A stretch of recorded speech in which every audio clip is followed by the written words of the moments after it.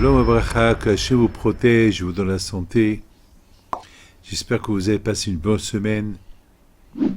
C'était une semaine un peu stressante, mais on a vu la main d'Hachem. On a vu vraiment que chaque missile a une adresse. Vous savez, vous ne pouvez pas imaginer c'est quoi être dans un pays où il y a une guerre. Tout le monde souffre. Et tous les pays autour, ils souffrent. Dommage. Dommage ces guerres-là. Dommage que le monde ne vit pas en paix.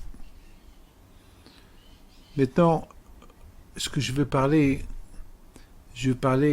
de la grandeur de Eretz Israël. On l'appelle la Terre Sainte. On a beaucoup de mitzvot qu'on ne peut les faire qu'en Israël. Cette terre-là que Hachem a promis à Abraham, Yitzhak et Yaakov. Cette terre-là, il y a des mitzvot qu'on ne peut pas les faire en France, en Amérique. Tout le monde entier, on ne peut pas les faire. Rien qu'en Israël. Par exemple, construire le Beth Amikdash. Donc, c'est écrit dans la Torah, faites-moi un sanctuaire et je vais résider en vous. Ça veut dire que le Beth Amikdash, c'est la maison de Dieu. Est-ce que le bon Dieu il a besoin d'une maison? Il a pas, c'est le monde entier, c'est sa maison. Il n'y a pas un endroit où c'est pas sa maison. Partout. On dit Malekolaris Kevodo, partout il y a Hachem. Il n'y a pas un endroit où il n'y a pas Hachem. Alors, c'est quoi construire une maison pour Akadosh Baruch Hu? Ça veut dire que Hachem, il veut que le fait qu'on construit une maison qui s'appelle Beth Hachem, la maison de Dieu, ça veut dire on se rappelle qu'il y a Dieu, que le bon Dieu il a une maison. C'est ça sa maison, elle est toute petite. Ça c'est un rappel. Vous savez, lorsqu'un roi il veut décorer quelqu'un qui a sauvé le pays, il ne va pas lui donner une grande décoration, il va lui donner une petite décoration. Une petite médaille. C'est tout. C'est ça la décoration. Mais cette médaille, elle veut tout dire. Mes amis, Akadosh Baruch Hu, il veut simplement un rappel. Un rappel que c'est lui le propriétaire. Voilà, il est là. C'est tout. Vous savez que Hachem, il a voulu que chacun de nous y participe pour la construction du temple. Vous savez, lorsque les Juifs ils étaient en Égypte, Akadosh Baruch Hu, avant qu'il les a libérés, il leur a donné une richesse colossale. Carrément, ils ont demandé aux Égyptiens de l'or, de l'argent, du cuivre, des vêtements, des animaux. Les Égyptiens, ils ont tout donné. Ils donnaient. Et les Juifs, ils se sont enrichis. Lorsqu'ils ont quitté l'Égypte, ils ont quitté l'Égypte avec une richesse colossale. Mais, nous, on croit que cette richesse-là, elle va servir pour rentrer avec cette richesse-là dans la terre de Canaan, pour commencer leur vie dans la terre de Canaan avec cet argent. Il y a un grand rabbin, Rav Miller, Alav Shalom, Rav Avigdor Miller, il explique, il dit que toute cette richesse-là que Hachem il a donnée aux Juifs en Égypte, c'est pour un but. Pour un but. Parce que dans le désert, ils vont construire le tabernacle. Ça veut dire, mes amis, il faut savoir une chose, que tout ce qu'Akadosh Baruch Hu nous donne, il nous le donne pas pour nous, il nous le donne pour faire des mitzvot, il nous le donne pour l'investir dans... Mes amis, à quoi sert quelqu'un qui a beaucoup d'argent et qui ne va pas les investir? Moi, je connais quelqu'un, il est riche et il est pauvre. Alors, il est riche parce qu'il a beaucoup de biens, mais il est pauvre, il n'a pas d'espèces, il n'a pas d'espèces. Pas tout son argent, ils sont investis.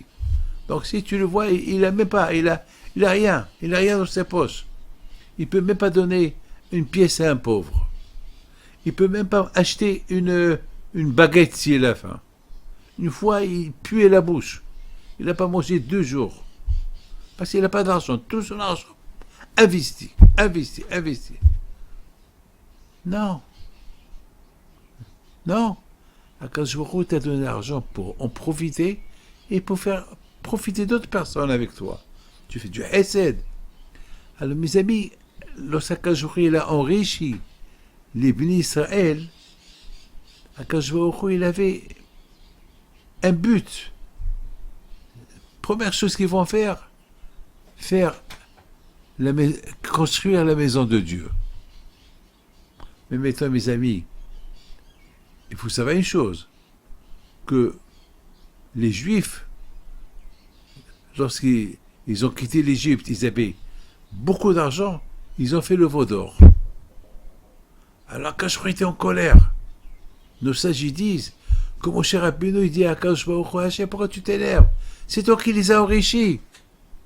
Tu leur as donné beaucoup d'argent. Tu leur as donné beaucoup de l'or. Alors avec cet or-là, ils ont fait le veau d'or. Ah. Alors Akadosh Baruch Hu dit, bon, c'était pas ça le but. Le but, c'est avec cet argent qu'ils ont pris, pour faire du bien. Pour faire du bien avec. Pour eux, pour faire du bien. Alors tu sais quoi, Akadosh Baruch Hu dit? Alors maintenant, ils vont l'utiliser pour me construire une maison. Et on voit dans la Torah, les Juifs, ils se sont lâchés et ils n'ont pas arrêté, ils apportent. Parce que tout le tabernacle était construit avec de l'or. Avec de l'or. De l'or, de l'argent et du cuivre. C'était pas une maison simple, c'était une maison spectaculaire, la maison de Dieu. Maintenant, on a compris 2 choses. Tout ce que Hachem, il nous donne le donne pour faire du bien avec. Il nous le donne pour un but. Pour l'investir. Mais pas tout. Tu gardes pour toi. Tu vis et tu donnes. Ça, c'est la première raison pourquoi Hachem, il a donné l'argent aux Juifs lorsqu'ils ont quitté l'Égypte. Deuxième chose, c'est, bien sûr, mes amis, pour construire le tabernacle. Construire le tabernacle. Pas pour prendre de la terre de Canaan. Pas de la terre de Canaan, tu vas trouver là-bas. Parce que les Canaanim, ceux qui habitent dans la terre d'Israël de l'époque, les Canaanim, ils vont partir, ils vont se sauver, ils vont tout laisser. Donc, pour le moment, tout ce que tu prends de la terre de l'Égypte, c'est pour faire du bien, pour construire le temple et pas pour faire le veau d'or. Beaucoup des fois, mes amis, il y a des gens qui utilisent l'argent que le bon leur donne pour faire des bêtises. Beaucoup des fois, ça me fait de la peine de voir des gens, qui brûlent leur argent. Ils les brûlent pour acheter des bêtises. Ils vont dépenser des millions et pour faire une mitzvah, une pièce. Ils vont donner une pièce. Dommage. C'est pas ça le but. Mes amis, vous savez, lorsque les bénis Israël sont rentrés en Israël, là, ils ont construit la maison de Dieu. Très belle maison à Jérusalem. On l'appelle... maintenant, c'est là ce que... Et qu'est-ce qu'il y avait dans le Beth Amikdash? Dans le Beth Amikdash, il y avait quelque chose. Vous Vous savez, le tabernacle, le Mishkan, la maison de Dieu, qu'est-ce qu'il y avait à l'intérieur? Ben, ce qu'il y avait à l'intérieur, je vous dis que les choses les plus importantes qu'il y avait dans le Mishkan, dans le tabernacle, de la maison de Dieu, c'est que les Juifs, ils ont construit dans le désert, une fois qu'ils sont rentrés en Israël, ils ont enterré le tabernacle, Shlomo HaMelech, il a construit la maison de Dieu. Qu'est-ce qu'il y avait? Qu'est-ce qu'il y avait dans le tabernacle et qu'est-ce qu'il y avait dans la maison d'Hachem à Jérusalem?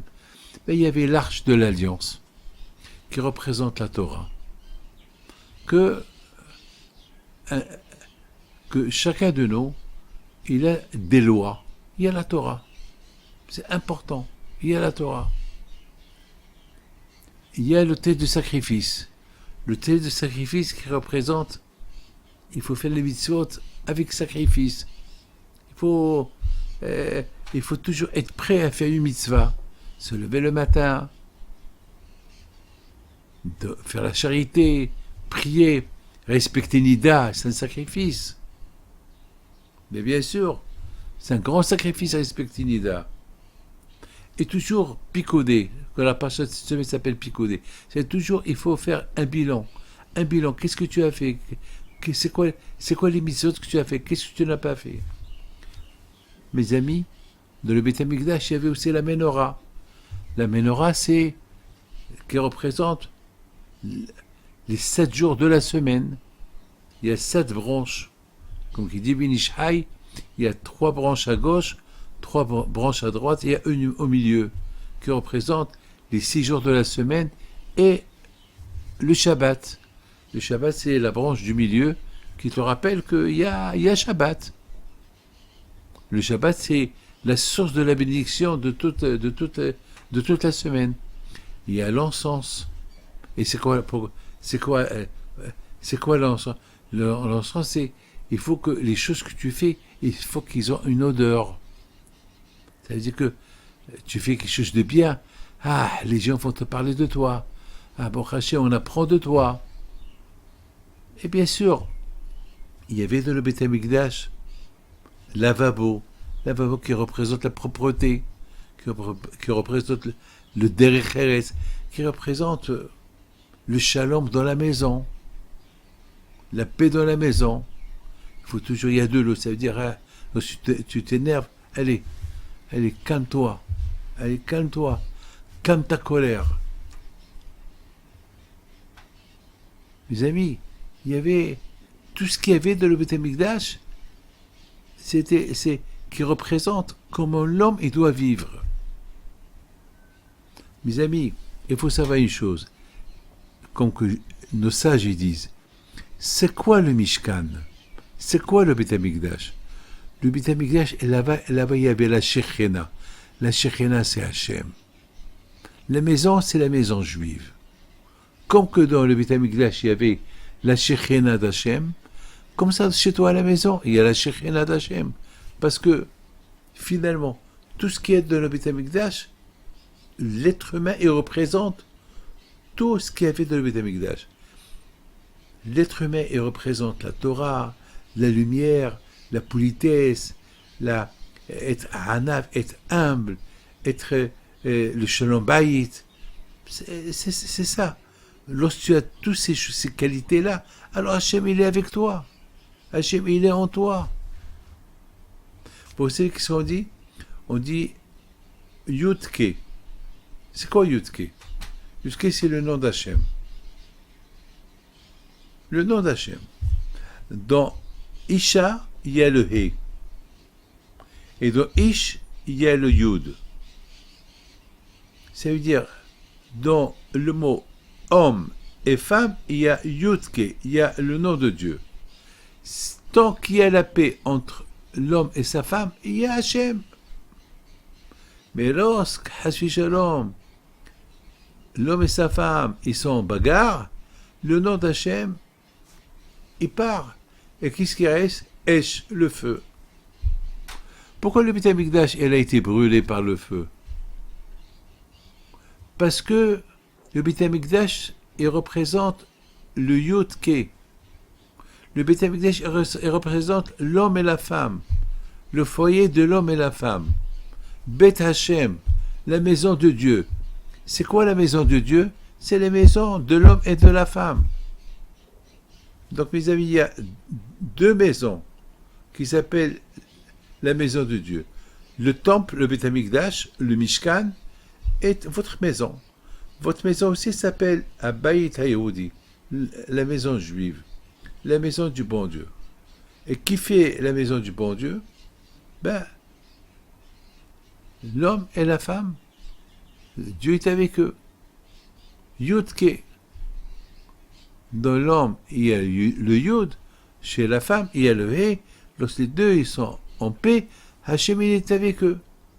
Mais lorsqu'ils sont en guerre, alors le Yud, il se déplace de l'homme. Le He, il se déplace de la femme. Il reste Esh. Esh, le feu. Hachem Ishmor. Mes amis, ça veut dire aujourd'hui, c'est quoi? Même que le Beth Amikdash a été détruit, on n'a plus de Beth Amikdash, mais malgré tout, chaque maison juive, il y a là-bas la Shekhinah. Chaque maison juive, il y a la Shekhinah. Et c'est quoi la Shekhinah? C'est l'auréole divine. Et lorsqu'il y a la Shekhinah, il y a Hachem dedans. Donc c'est le Beth Amikdash.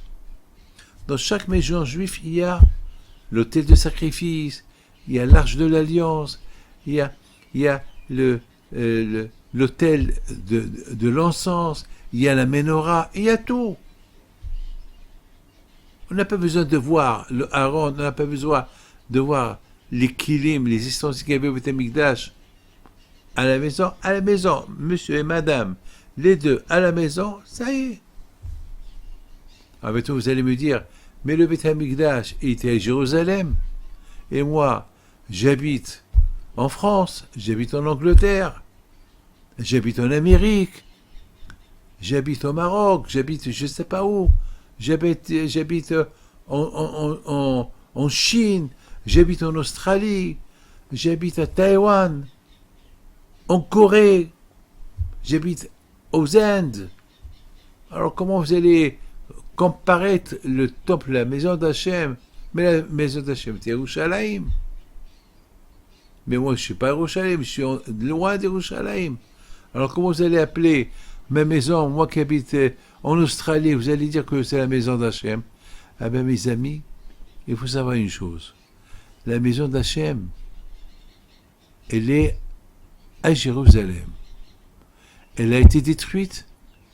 Ah ben, la maison d'Hachem, maintenant, elle est partie en exil avec les Juifs. Là où les Juifs sont partis, le royaume d'Hachem est parti avec eux. Donc la maison d'Hachem, elle est partout. Chacun qui construit sa maison dans la paix, dans le shalom, dans la religion, elle s'appelle Beth Hashem, la maison d'Hachem. La maison d'Hachem, il n'est pas nécessaire qu'elle soit rien qu'en Israël, à Jérusalem. La maison d'Hachem, jusqu'à que Mashiach il va venir, elle est partout, elle est éparpillée partout. Là où tu vas y avoir la maison d'Hachem. Si tu vis ta vie juive comme que Hachem y veut, donc tu as tout gagné. Mes amis, il y a beaucoup de gens, j'ai vu dans un rave, je vais vous montrer quelque chose de magnifique. Il dit qu'il y avait au Beth Amikdash, il y avait la table, une table où il y avait là-bas 12 pains. Vous savez, je vous apprends quelque chose. C'est important d'avoir 12 pains chaque vendredi soir sur la table. 12 petits pains. Moi, je fais toujours attention que j'ai 12 petits pains comme les 12 tribus. Et en plus, on se rappelle des 12 tribus qu'on était à Jérusalem. Et on se rappelle aussi de la table qui était faite en or, qu'elle était au Beth Amikdash. On l'appelle Mizbeach HaZahav. Elle était faite en or. Mizbeach, c'est la table en or. Il y avait là-bas des comment ça s'appelle, des endroits dans cette table-là. C'était comme il y avait un placard où il y avait 12 pains. 6 pains à gauche, 6 pains à droite. Et ce pain-là est resté toute la semaine à sa place. Lorsqu'ils vont le mettre, le Shabbat, et ils vont le prendre le Shabbat d'après. Il y avait un miracle. Il restait chaud. Il restait frais. En général, le pain, lorsqu'il sort du four, il est bon à manger. Et après un jour, 2 jours, ça y est, il devient dur. Ça y est. Après, surtout après 3-4 jours, ça y est, il devient immangeable. Mais le pain qu'il était au Beth Amikdash, ce pain là-bas est resté chaud pendant 8 jours. C'est de la folie. Pourquoi? Parce que le pain, il représente la parnassa. Et les gens, ils ont beaucoup peur pour la parnassa. Surtout lorsqu'il s'agit du Shabbat. Ah, si je ne travaille pas Shabbat, comment je vais avoir la parnassa? Eh bien, quand je vois il a fait, à ce que il veut lancer un message à chaque juif. Respecte Shabbat. Tu auras ta parnassa. Voilà. Comme que ce pain-là, je me suis occupé, je l'ai surveillé, qui reste à la même température de la chaleur depuis le Shabbat dernier, voilà 8 jours qui sont passés, et les gens, ils venaient du monde entier, rien que pour surveiller, pour voir ce miracle extraordinaire, le pain qui reste chaud. C'est de la folie. Le pain qui reste chaud pendant 8 jours. On dirait, ils vont le changer. Chaque semaine, ils vont préparer encore 12 pains, et ce pain-là, ces 12 pains-là, c'est les Kohanim qui se le partageaient, chacun prenait, ils se battaient pour avoir un petit morceau chacun. C'est de la folie. Et tout ça pour te rappeler qu'Hachem, si Hachem surveille le pain, il surveille ta parnassa. Alors à Botha, il y a un Rav qui s'appelle Rabbi Menashe Israël Reisman. Ce Rav-là, il dit comme ça, il rapporte de Rabbi Shlomo Kloger. Il dit, il y a un verset dans la Torah qui dit que c'est péché que la table où il y avait le rangement des 12 pains, c'est péché qui reste sans pain. Le passage qui dit Venatata ala shulchan lechem panim lefanai tamid. Hachem il dit à Moshe Rabbeinu, cette table-là, en or, où il y a là-bas des 12 pains, bien placés, jamais, dès que vous enlevez les 12, remettez tout de suite 12 autres. Il ne faut pas que ça reste vide. Même pas 1 minute. Voilà, la question se pose. Pourquoi? Quelle est la raison? Quelle est la raison? Rabbi Shlomo Kloger pose une question. Quelle est la raison? Que on ne peut pas laisser la table quelques minutes vide. Non, tout de suite, tu enlèves le pain, tu enlèves le pain de la semaine dernière, tu mets maintenant le nouveau pain que tu viens de préparer pour la semaine d'après. Pourquoi? Ah ben mes amis, vous savez pourquoi? Il dit Rabbi Shlomo Kloger, l'être humain, malheureusement, il a toujours des mauvaises idées. Il dit avec quoi je vais vivre demain? Maintenant, j'ai la parnassa, et demain, Akash veut te dire, comme Akash s'occupe de toi aujourd'hui, déjà il t'a préparé pour demain. N'aie pas peur. Hachem, il te prépare déjà pour demain. Hachem, il te prépare pour demain. C'est la raison pourquoi Akadosh Baruch Hu, il veut que dans la table où il y avait les 12 pains qui se trouvaient au Beth Amikdash, jamais elle soit vide. Pourquoi? Que psychologiquement, dans ta tête, toi, l'être humain, sache que tu auras toujours ta parnassa. La table qui avait du pain à l'intérieur du Beth Amikdash, c'était la table qui représentait la parnassa. Que la parnassa, c'est Hachem qui la porte. Et c'est lui qui la surveille. Et c'est lui qui va te donner. Mes amis, merci à Hachem. il me prépare tout pour demain. Baruch Hashem. Je parle pas que je mangeais. Je parle de... Il m'a préparé ma femme, Baruch Hashem. Il m'a préparé mes enfants, Baruch Hashem. Grâce à Dieu, Baruch Hashem. Baruch Hashem. Une fois, j'avais besoin... Pour toute ma vie, j'ai besoin des choses. Et Hashem, il me les prépare. Il me les prépare. Il faut avoir les monas à Kadosh Baruch Hu. Il faut savoir, mes amis, que là où vous êtes dans le monde, lorsqu'on fait la prière, par exemple, on fait la Hamida, on se dirige vers le kotel. On est tous d'accord. Là où vous allez à la synagogue, là où il y a les Sfarim, lorsqu'on fait la Hamida, on fait la Hamida en direction de là où il y a le Sefer Torah. Et là où il y a le Sefer Torah, c'est la direction de Jérusalem. On fait tous la prière. Là où on est dans le monde, la prière, on la fait en direction de Jérusalem. Parce que nos prières vont jusqu'à Jérusalem et ça monte chez le bon Dieu. Là où on est. Et ça monte chez Akadosh Baruch Hu. Maintenant, si tu ne connais pas la direction de Jérusalem, tu es dans le désert et tu ne connais pas la direction, alors tu pries et tu penses, Hachem, que ma prière elle soit dirigée vers toi. Voilà. La bataille, c'est extraordinaire. Le Beth Amikdash que nous avons construit dans le désert, il s'appelle la maison d'Hachem. Et Hachem, il veut que ta maison, toi, elle soit l'équivalent de la maison d'Hachem. Voilà ce qu'Hachem veut de toi. Aujourd'hui, il n'y a pas de Beth Amikdash.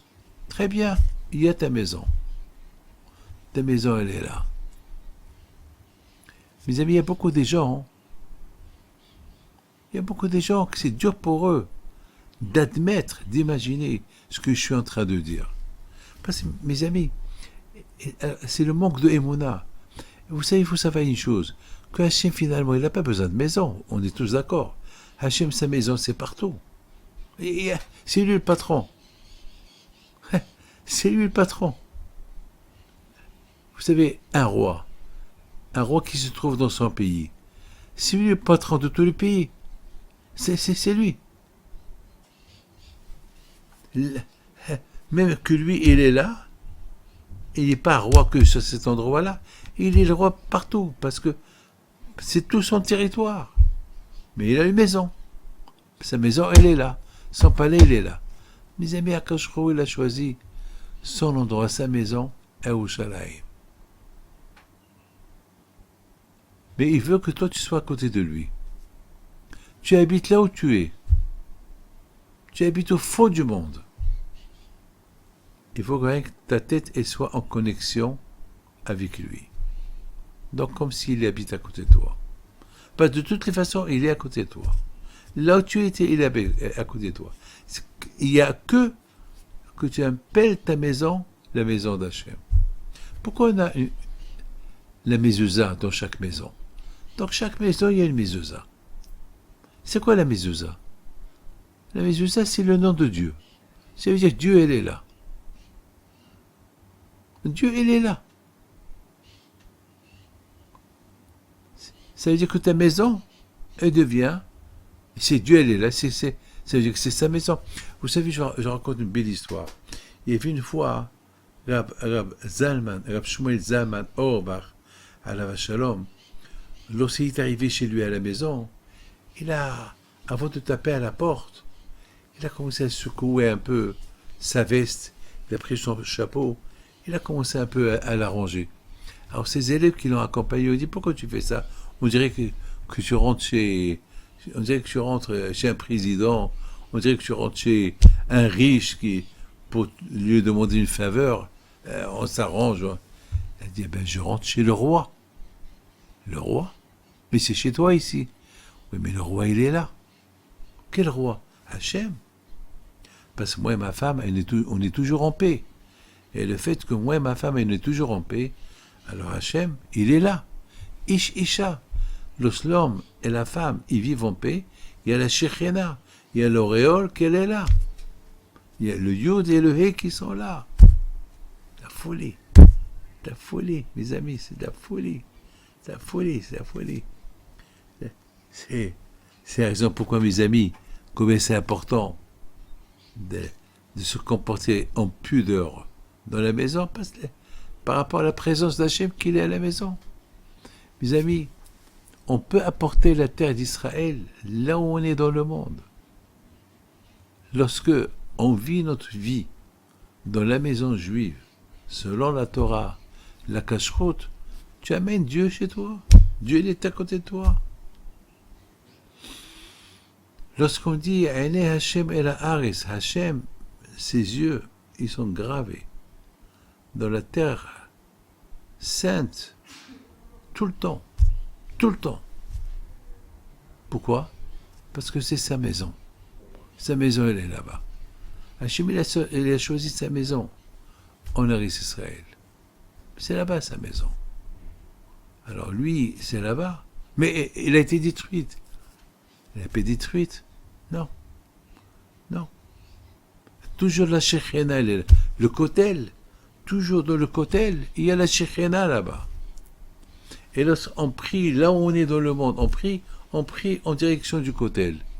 En priant en direction du kotel, on forme une connexion.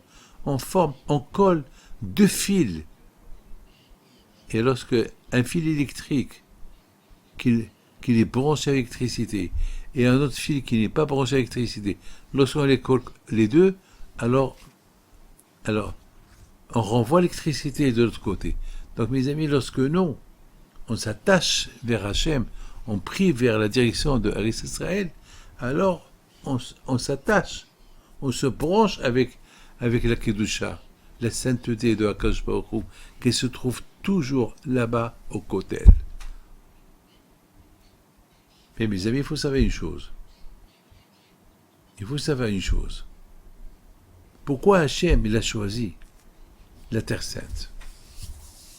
Alors nos sages, ils disent, Hachem, il a créé le monde. Il n'y avait rien. Il n'y avait rien du tout. Il n'y avait que de l'eau. Donc, il a créé une pierre. Et c'est de cette pierre-là, le monde, il s'est formé. C'est comme ça nos sages, ils disent. Donc, cette pierre-là, c'est la source de la sainteté de la Terre Sainte. C'est pour ça, mes amis, la terre Yerushalayim, si vous voyez Israël dans la carte, elle est au centre du monde entier. Jérusalem, elle est au centre du centre. Et là où il y a le kotel, c'est le point, le centre du centre du centre du monde entier. Et là-bas, où il y avait le Beth Amikdash, il y avait là-bas cette pierre-là. On l'appelle Even Hashtia, la pierre dont, cette pierre-là, d'où Hachem, il a créé le monde. Donc cette pierre, elle est très sainte. C'est dans cette pierre-là où il y a le kotel, un peu derrière. C'est là-bas où Abraham Abinu, il a sacrifié Yitzhak. Donc, étant donné que cette pierre-là, c'est elle la source du monde entier, donc le monde entier est collé avec cette pierre. Le monde entier est collé. Donc, cette pierre-là, elle jette des ondes. Elle jette dans le monde entier la bénédiction. C'est extraordinaire, mes amis. C'est extraordinaire. Vous savez, mes amis, je voudrais vous dire une chose. Écoutez bien ce que je vais vous dire. Vous savez que lorsque les Juifs étaient en Israël, avant la destruction du premier temple, ils n'étaient pas bien. Les Juifs, ils étaient idolâtres. Ils faisaient beaucoup d'avérotes, ils faisaient beaucoup de fautes. Et il y avait beaucoup de débauches. Hachem, il a envoyé beaucoup de prophètes chez les Juifs. Allez, ça suffit. Vous êtes en train de salir ma terre. Vous êtes en train de... Je vais détruire le Beth Amikdash. vous allez mourir, je vais vous punir. C'est de la folie ce que les prophètes ont dit aux Juifs. Et personne n'a écouté les prophètes jusqu'à que le prophète Jérémie, le dernier, il leur a dit, bientôt, Nabucodonosor va venir, il va détruire Israël, il va vous prendre en exil à Babel, en Perse, à Madaï. Dommage, retournez vers Dieu. Ils n'ont pas écouté. Ils n'ont pas cru. Et à la fin, ils ont été jetés d'Israël. Nabucodonosor, il est rentré en Israël, il a détruit Israël, il a brûlé le temple, il a fait exiler les Juifs, il y a eu des millions de morts. Et même avec tout ça, les Juifs, ils n'ont pas fait Teshuvah. Les Juifs, ils sont restés toujours loin. Le contraire, ils se sont encore assimilés à tel point que même les Kohanim, ils ne connaissaient pas les lois de l'impureté. Vous savez qu'un Kohen ne peut pas toucher un mort. Et ils ne savaient pas. Ils se sont éloignés pendant les 70 ans qu'ils sont restés en exil en dehors d'Israël. Ils se sont beaucoup éloignés. Alors, à tel point que nos sages disent que même la Torah, ils ne savaient même pas lire et écrire. La plupart des Juifs ne savaient même pas lire et écrire. Pas de prière, assimilé. Qu'est-ce qu'il a fait Hachem? On ne joue pas avec lui. Parce que Hachem,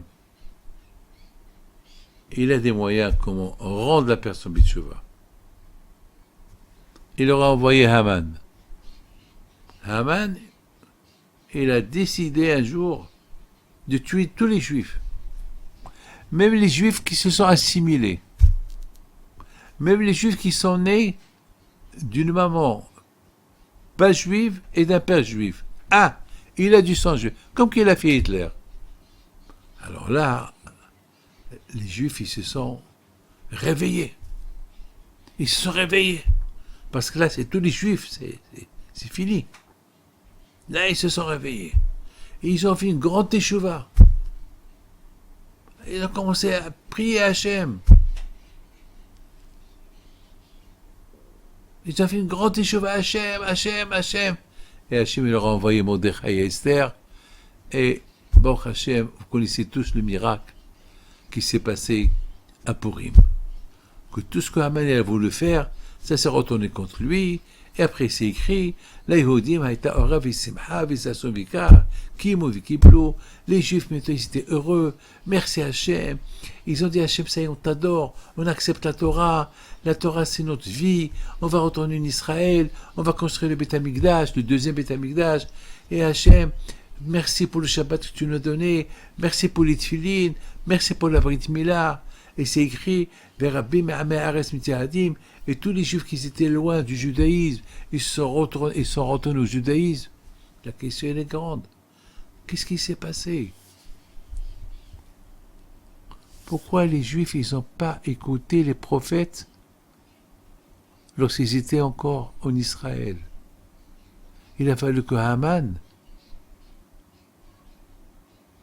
qui les ramène vers Dieu. Comment ça se fait? Les prophètes qui disent qu'ils ont donné des preuves, il va vous arriver, ils ne sont pas crus, ils sont restés Réchaïm. Et pourquoi Haman? Qu'est-ce qui s'est passé? Mes amis, écoutez bien ce que je vais vous dire. Les Juifs, à l'époque du premier temple, ils n'arrivaient pas à croire qu'il pouvait leur arriver du mal en Israël. Ils n'arrivaient pas à croire. Ils ont dit, mais, de toute façon, même nos parents, tout le temps, il y a eu des gens qui n'étaient pas croyants, et toujours il y a eu des gens qui ont fait l'idolâtrie, et jamais le bon Dieu les a jetés de la terre d'Israël. Allez, c'est des bidons tout ça. Ils n'avaient pas à croire. Parce qu'ils avaient tout. Ils avaient le shefa. Ils avaient de l'argent. Ils avaient... Même, ils gagnaient les guerres. Même, il y avait des rois qui étaient des grands richaim. des rois, je ne veux pas dire des noms, il y avait beaucoup de rois qui n'étaient pas dans le chemin de Dieu, des rois juifs. Hein. Ils gagnaient les guerres. Comme Ahav, il gagnait des guerres. Alors ils ont dit, de toute façon, ici, ils se sentaient en sécurité en Israël, je ne sais pas. Même lorsqu'ils ont été exilés, ils ne se sont pas rendus compte. Ils se sont vite adaptés à la terre où ils habitent. Mais là, lorsque Haman, il a voulu les tuer tous, là ils ont compris combien ils étaient bien en Israël. Là ils ont compris qu'est-ce qu'ils ont raté. Là ils ont compris qu'est-ce qu'ils ont perdu. Là ils ont compris que ça y est, Hachem, il ne veut plus leur donner des cadeaux. Il leur a donné des cadeaux jusqu'à maintenant. Là il n'y a plus de cadeaux. Là c'est fini. Là ils ont compris. Là ils ont fait une grande teshuva. Écoutez bien ce que je vais vous dire. Et je termine. Avant que Haman il décide de pendre Mordechai, il est parti voir qu'est-ce qu'il fait. Il voit que Mordechai, il a réuni tous les enfants, il était en train d'étudier avec eux la Torah. Et Haman, il dit à Mordechai, qu'est-ce que vous êtes en train d'étudier maintenant? On est en train d'étudier maintenant les lois, comment on va construire le Beth Amikdash. Les lois, les travaux qu'on faisait au Beth Amikdash. Les sacrifices qu'on faisait au Beth Amikdash. Et qu'on va faire. Haman, il s'énerve. Il dit, mais vous êtes des fous. Mais je vais tous vous tuer. C'est fini. Il n'y a plus de Beth Amikdash. Oubliez le Beth Amikdash. Et Mordechai, il le regarde. Il dit, non, justement, tu te trompes. Nous, on a la Emouna. Le bon Dieu nous a promis qu'on va construire le deuxième Beth Amikdash. Ça veut dire la maison de Dieu. Il nous l'a promis. Donc, on étudie maintenant les lois, comment on va faire comment on va le construire, comment on va, les travaux qu'on va faire là-bas, les lois qui concernent le temple. Haman, il leur a dit, vous allez voir, demain je vais tous vous tuer. Et le lendemain, c'était le contraire. C'était Haman qui a été pendu. Et la liberté elle est venue pour tous les Juifs. Vous voyez mes amis, que le Beth Amikdash, le temple, il est partout. Là où tu es, le temple il est avec toi. Tu rends ta maison le temple d'Hachem, la maison d'Hachem. Maintenant les Juifs, ils ont compris l'erreur. Que c'est un kavod. C'est une chance d'habiter dans la Terre Sainte. D'habiter avec Hachem, chez lui à sa maison. Tu n'es pas dans la Terre Sainte, tu es ailleurs. Tu peux rendre ta maison aussi, la maison d'Hachem. Et tu vas attirer vers toi de la maison d'Hachem du Kotel, chez toi à la maison. Parce qu'Hachem, il est partout. Lorsque toi tu sers, tu fais les services d'Hachem, tu rends Hachem, tu deviens l'ambassadeur d'Hachem. Tu deviens associé avec Akadosh Baruch Hu. Mes amis, maintenant on a bien compris la raison pourquoi Akadosh Baruch Hu, il a voulu qu'on construise le tabernacle. Pour apprendre à donner. Ce que Hachem t'a donné, c'est pas pour le garder. Tu construis d'autres maisons. Pour d'autres. C'est pas pour garder. Hachem, il te donnera demain. Ta parnassa, Il t'assure. Ça veut dire, mes amis, le temple en lui-même, la construction du temple en lui-même, c'est une leçon pour nous. Parce que chacun de nous, il peut représenter un temple personnel, un temple individu. Qu'il y a tout en lui. Et comme quand Hachem il réside dans le temple, il réside en toi. Et surtout, et si tu es marié, alors c'est encore plus. Le temple, Hachem, la Shekhinah d'Hachem, elle réside en vous deux. Donc il y a beaucoup de manières comment la personne, il peut être, il peut devenir la résidence de HaKadosh Baruch Hu. Et la source de tout ça, ça vient de la Terre Sainte. La source de tout. Alors même qu'aujourd'hui il n'y a pas Beth Amikdash, on est le Beth Amikdash, chacun de nous. Le plus important est ne pas oublier que toi, tu es le centre. Tu es ça pour recevoir le royaume d'Hachem si tu maintiens les conditions que le bon Dieu veut te donner. Avec tout ce qui se passe aujourd'hui, ces guerres, on voit des miracles, on vit des miracles. On vit des miracles. Moi, personnellement, j'ai pris chaque jour à Kadosh Baruch Hu, le bon Dieu, pour la paix. Pour que ça suffise. Qu'on devienne normal. Qu'on ait une vie normale. J'ai d'appel pour tout le monde. Ne croyez pas que on aime voir le sang qui coule. Non, on veut pas. On veut que ça. On veut vivre en paix. Bon, ça c'est ce que j'ai à vous dire. Que le bon Dieu vous protège, que le bon Dieu vous donne la santé, la joie. Mais je voudrais, mes amis, terminer avec une belle phrase que c'est important pour moi de vous la dire. On voit les signes de Mashiach. On les voit. La peur que j'ai, c'est que parce qu'on voit des menaces de guerre, la Corée qu'elle menace, on voit la Chine qu'elle menace, on voit c'est un peu la Turquie, enfin c'est chaud au Moyen-Orient et le monde entier. Et on a oublié la guerre de l'Ukraine et la Russie, mais tout le monde a les yeux braqués vers Israël, l'Iran, tout le monde s'intéresse, je sais pas. Bon, on prie qu'il y ait la paix. Mais d'autre côté, on prie que Mashiach il vient. Mashiach, ça veut dire le moment que Hachem il va se dévoiler et que Hachem va porter la paix pour le monde entier. Ça, c'est quelque chose qu'on prie. Alors, il y a beaucoup de gens qui disent, on est en train de voir les signes de Mashiach. Et si demain, il n'y a pas Mashiach, alors quoi? On va se démoraliser, on va dire, ouais, toujours on nous parle de Mashiach, voilà, Mashiach, il n'est pas venu, encore. Non, il faut faire attention. Moi, je fais beaucoup attention avec mes mots. Moi, j'ai l'aïmona Mashiach. C'est tout.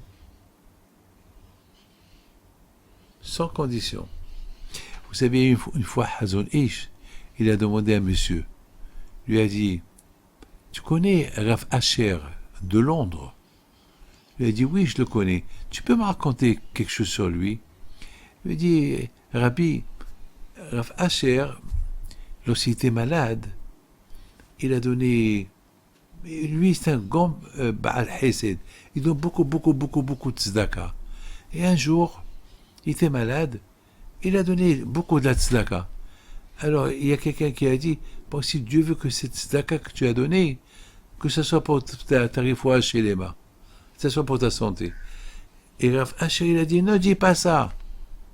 Moi, j'ai donné la tzedaka pour la tzedaka. Je ne veux pas donner la tzedaka pour que le bon Dieu me redonne quelque chose. Non. Moi, je fais la tzedaka, c'est mon devoir de faire la tzedaka. Si Hachem veut me guérir, qu'il me guérit. S'il ne veut pas me guérir, alors qu'il ne me guérit pas. Mais je ne veux pas que cette tzedaka que je donne, ça va porter un défaut à Maïmouna ou à Kadosh Baruch Hu. C'est la folie. Hazon Ish, il a écouté ça. Il a dit, C'est extraordinaire. On ne fait pas des conditions avec le bon Dieu. C'est Hachem qui décide. Moi, je prie pour que Mashiach y vienne. Et s'il ne vient pas, je continue à prier. Mais si on me dit, voilà, tous les signes sont là, il va venir. Il n'est pas venu. Il n'est pas venu. À Hakelo. Vous savez, l'une des questions qu'on pose à la personne après 120 ans, vous savez quoi? Est-ce que tu as attendu Mashiach? Tzipita le Géoula. C'est pas oui, j'attends, alors j'attends avec des déceptions. Et chaque fois, il n'est pas venu, il n'est pas venu. Alors ça veut dire que tu n'as pas les Mouna. S'il n'est pas venu, peut-être c'est à cause de toi. Tu n'as pas fait assez. La preuve, voilà. Tu crois et tu ne crois pas. En bataille, l'aïmouna, c'est... Vous savez, il y a Rav Elimelech Bederman, il dit quelque chose de magnifique. Il dit, lorsqu'on boit le café, après le café, on dit chez Hakoni Abidbaro. On demande on dit à Hachem, merci Hachem que tout ce que tu as fait, c'est pour le bien. Le café, il est un peu amer. Mais qu'est-ce qu'on fait? On fait du sucre. On met du lait. Il est chaud, il est froid. Il dit que on dit à Hachem, merci à Hachem, une fois qu'on avait un café, et pourtant il est amer. On dit merci à Hachem pour ce café que j'ai bu. C'est quoi le secret du café?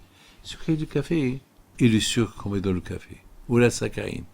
Ça veut dire, il y a parfois des moments amers, parfois il y a des moments doux, parfois il y a des moments avec du lait blanc, parfois il y a des moments froids, mais tout vient d'Hachem. Merci Hachem pour les moments durs, pour les moments bons. Ça veut dire, dans le café, il y a de tout. Dans le café, il y a et amer, il y a et le chaud, et le froid, et le sucre. Un mélange. Qu'est-ce qu'on dit? Merci Hachem. Merci Hachem pour tout ce que tu as apporté. Mes amis, il faut toujours remercier Akadosh Baruch Hu pour le bon, pour le mauvais. Même pour cette guerre qu'il y a. Merci Hachem. Parce qu'avec la guerre, on fait tchouva. On retourne vers Hachem, parce qu'on prie à Hachem. Allez Hachem, s'il te plaît, est-ce que la paix, elle vient? Merci Hachem. Mes amis, que le bon Dieu vous protège et vous donne la santé. Amen, amen, amen.